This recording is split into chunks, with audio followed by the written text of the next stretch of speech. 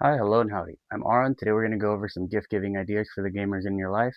We're going to go from cheap to expensive to, everything here is under like 80 bucks roughly, but I'm just going to give it a quick run through. So we're going to start with universal controllers. You can hook this up to a computer. You can hook it up to any console. I think it's about $40. This is an XN30 Pro. I love this controller and I recommend it. If you know a retro gamer, that's a cool control.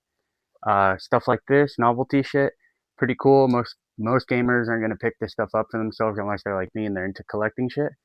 But a lot of people don't have these, and it's a cool little thing to have. And it has games in here, and retro inspired. Good shit. They're like 50 bucks a piece. You could still buy those online. Stocking stuffers, obviously. I don't need to tell you about that. Knickknacks and shit. Fan gamer shit. I know I've already advertised them, but honestly, they have good shit for cheap, so you can't go wrong. This was like 60 bucks, I think, around, and this was 80, so good shit. If you know a Pokemon fan, can't go wrong with Pokemon cards. Good luck finding them, because you can never find these motherfuckers anywhere. But if you can find some, Pokemon cards will always be a good gift for a Pokemon fan. Even if they don't collect cards. I don't even collect modern, but I couldn't turn this down. Uh, Obviously, little novelty shit.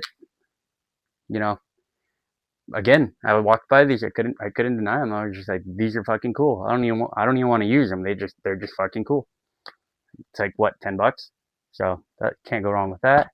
And lastly, if you got a Barnes and Noble around you, or if you have the computer and the internet, books. This one's really cool for the nerdy types, and this one's really cool for the artsy types. And you can find all sorts of books for all sorts of different games and different art styles and shit. Highly recommend it. Even if they only look through them once, it's still pretty cool. And these were about 40 bucks each. So that's just giving y'all some suggestions, some ideas that aren't just straight up buying a fucking game. Because you might not know if they have it, you might not know what they're playing on or whatever. Or maybe they're like, yeah, I love that series, but that particular game sucks ass. I don't like it. And then you go and give them that game. But maybe you should do that because it might be a good game. I liked Origami King. I don't give a fuck what anyone says. Anyway, have a nice day, have a bad day, do whatever you want.